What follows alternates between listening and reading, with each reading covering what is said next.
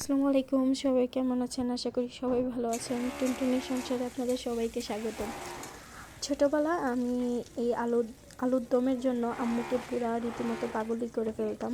আম্মু নতুন আলু আসলেই হচ্ছে আমি এই আলুর দমটা মানে মাস্ট বি আমার লাগবে। সকাল বিকাল আমি বুঝি না, যখন মন চাপে তখনই আম্মুকে বানাইতে বলতাম। তো এই তো আম্মু যেহেতু নতুন আলু দিয়ে গেছে বাড়ি থেকে, তো সন্ধ্যায় ভাবতেছি ও বলতেছে যে আলুর দম করার জন্য।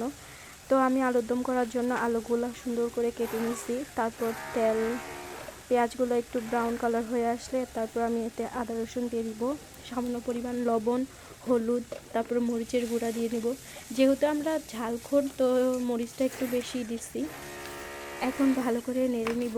মশলাটা অনেক কষানোর পর এখন আমি আলুগুলা দিয়ে নিব। আলুগুলা দিয়ে হচ্ছে আমি ভালো করে আবার এটা কষায় নিব।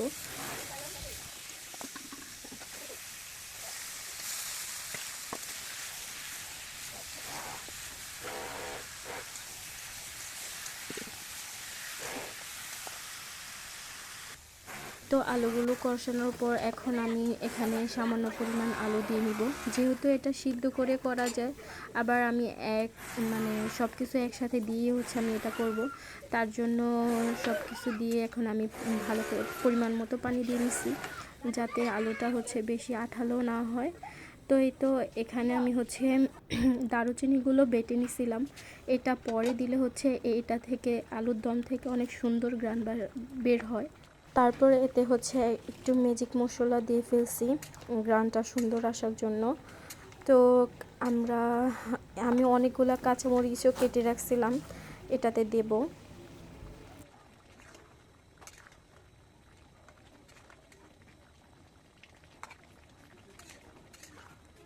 আলুটা আধা সিদ্ধ হয়ে আসলে তারপর আমি হচ্ছে এই তো দারুচিনি বাটাগুলো দিয়ে নিব, দিয়ে ভালো করে এটা মিশিয়ে নিব।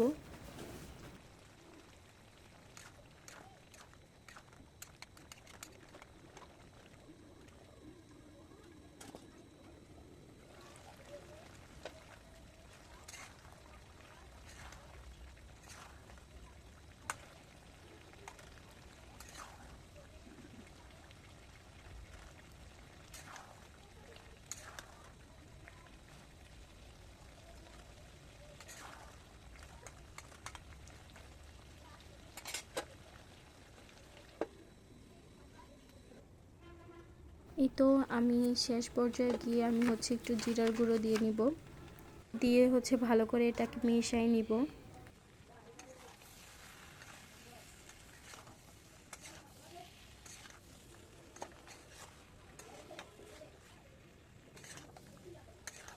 আমার আলুদমটা প্রায় রেডি। এখন আমি হচ্ছে ধনিয়া পাতা দিয়ে নিব। এখন ভালো করে আবার মিশাই নিব। লাস্ট পর্যায়ে যে ধনিয়া পাতাটা দিলে মানে সব কিছু থেকেই ঘ্রাণটা অনেক সুন্দর আসে। এই তো অনেক সুন্দর দেখা যাচ্ছে।